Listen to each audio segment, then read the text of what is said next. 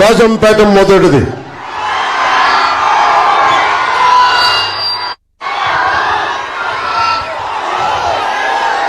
మిథున్ రెడ్డి గారు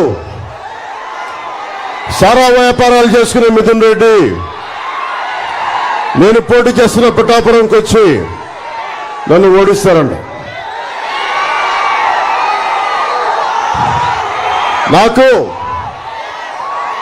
ఒక సమయంలో నేను మిథున్ రెడ్డి గారిని కలిసా ఢిల్లీలో కలిసి ఆయన చెప్పిన విషయం ఒకటే, మేము మా జిల్లాలోకి మేము ఎవరిని రానివ్వం, మా జిల్లాలోకి ఎవరు వచ్చినా సరే మేము ఎదుర్కొని తొక్కేస్తామనేది చాలా అందంగా చెప్పాడు మా పెద్ద మనిషి. యువత మీరందరూ ఉన్నారు ఇక్కడ, మీరు తలుచుకుంటే మార్పు ఎందుకు రాదు? సలసల కాగే రక్తం మీది, గొలుసులు తెంచుకునే కండబలం ఉంది, మరి గుండె బలం ఎందుకు లేదు మీకు? గుండె బలం ఉందా లేదా మీకు? గుండె బలం ఉందా లేదా? పెద్దిరెడ్డి రామచంద్రారెడ్డి గారిని మిథున్ రెడ్డిని కొట్టే గుండె బలం ఉందా లేదా? ఉందా లేదా?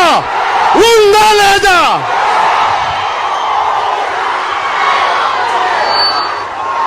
మేడం మల్లిక్ అయిపోయారు, ఆయన స్థానంలో ఆకేపాటి అమర్నాథ్ రెడ్డి గారు వస్తా ఉన్నారు. ఇద్దరు అడ్డగోలుగా దోచేశారు. వారిని పక్కకు పెట్టి మనకి బాలసుబ్రహ్మణ్య గారిని రాజంపేట ఎమ్మెల్యేగా తెలుగుదేశం సైకిల్ గుర్తు మీద గెలిపించాల్సిందిగా కోరుకుంటా ఉన్నాం.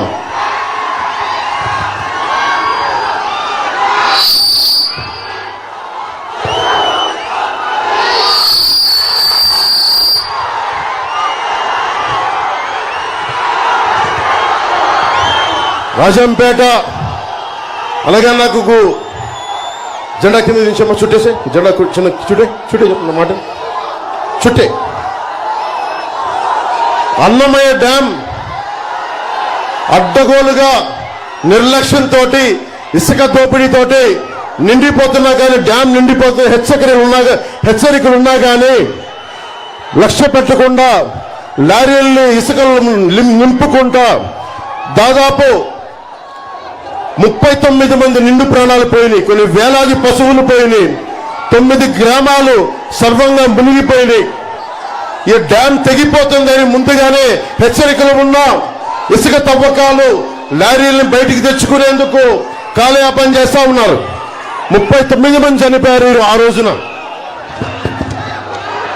భారీ వర్షాల కారణంగా 15వ తేదీకే డ్యాం నిండిపోయిందని చెప్తా ఉంటే కూడా లష్కర్ రామయ్య గారు, ఒక సగటు లష్కర్, సామాన్యమైన లష్కర్ రామయ్య గారు, ఆయన ప్రాణాల వల్ల, ఆయన చెప్పిన హెచ్చరికల వల్ల ఈ రోజున మిగతా వాళ్ళంతా బట్టగట్టారు.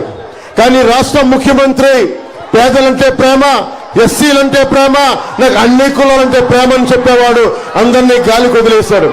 లష్కర్ రామయ్య గారు చేసిన దానికి నేను గుర్తించి, ప్రాణాలను కాపాడినందుకు గుర్తించి ఆయనకి 2 లక్షల రూపాయలు జనసేన పార్టీ తరఫున నేను ఆయనకి ఇచ్చి ఆయనకి శాలువా కప్పి సత్కారం చేశాను.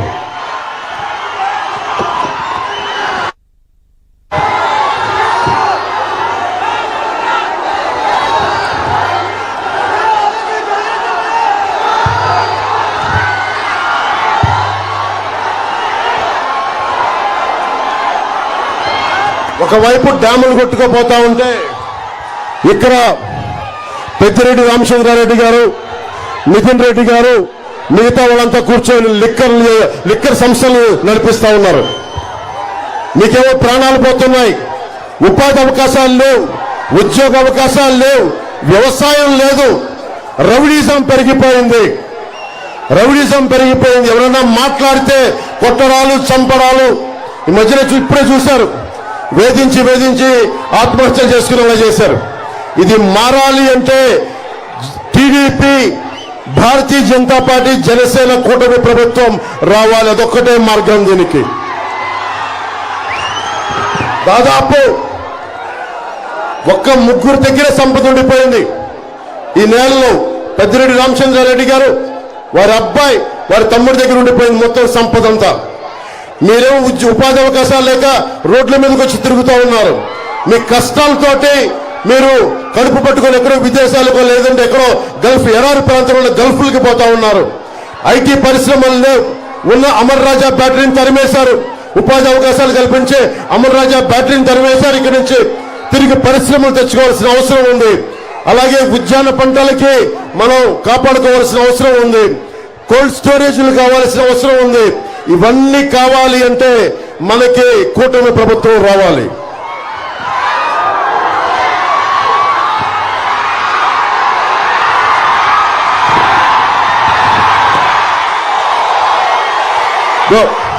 ఆ పచ్చబట్లు పడిపించుకొని ఇది విసిరే ముందు ఎలక్షన్లు వస్తా ఉన్నాయి.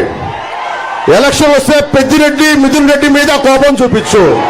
పెద్దిరెడ్డి మిథున్ రెడ్డి మీద, వాళ్ళ తమ్ముడి మీద, ఆకిపాటి అమర్నాథ్ రెడ్డి గారి మీద, వాళ్ళ మీద చూపించండి.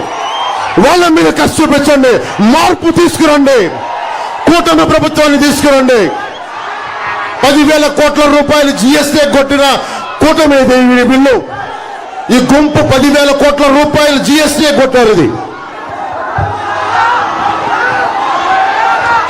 ఏదైనా మాట్లాడితే రౌడీజం తగ్గిపోయింది, ఫ్యాక్షనిజం తగ్గిపోయింది అంటే పెద్దిరెడ్డి రామచంద్రారెడ్డి కలిసి మళ్ళీ రౌడీజం, మళ్ళీ ఫ్యాక్షనిజం పట్టుకొచ్చారు.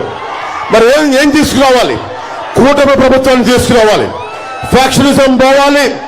రౌడీజాన్ని ఉక్కుపాదంతో కింద తొక్కాలి అంటే మనకి కూటమి ప్రభుత్వం రావాలి. కిరణ్ కుమార్ రెడ్డి గారు ఎంపీ కావాలి. బాలసుబ్రహ్మణ్యం గారు ఎమ్మెల్యే కావాలి. రాష్ట్రం అంతా తెలుగుదేశం, జనసేన, బీజేపీ కూటమి ప్రభుత్వం రావాలి.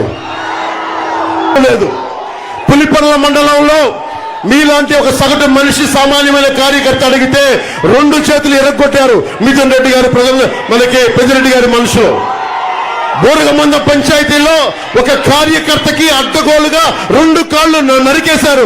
ఏంటి దందా అని అడిగితే మరి మార్చాలా లేదా? పెద్దిరెడ్డి రామచంద్రారెడ్డి గారిని, మిథున్ రెడ్డి గారిని కిందకి తీసుకురావాలా లేదా? మీకుందా కోపం? డైరీ జగన్ వచ్చి డైరీ హెరిటేజ్ డైరీ అడ్డగోలుగా తీసేస్తున్నారని చెప్పి అమూల్ డైరీని తీసుకొచ్చారు. మాట్లాడితే క్లాస్ వార్ అనే మాట్లాడే జగన్ రెడ్డి హెరిటేజ్ పరిశ్రమని, చాలా మంది డిపెండ్ అయిన హెరిటేజ్ పరిశ్రమను దెబ్బకొట్టాలని అమూల్ను తీసుకొచ్చి, అమూల్ మట్టుకు వాళ్ళు ఉంటున్న పెద్దిరెడ్డి గారు, మిథున్ రెడ్డి గారు ఉంటున్న ఏరియాలోకి మళ్ళీ అమూల్ రాకూడదు. మళ్ళీ అన్నిటికంటే దారుణంగా పెద్దిరెడ్డి గారి శివశక్తి డైరీ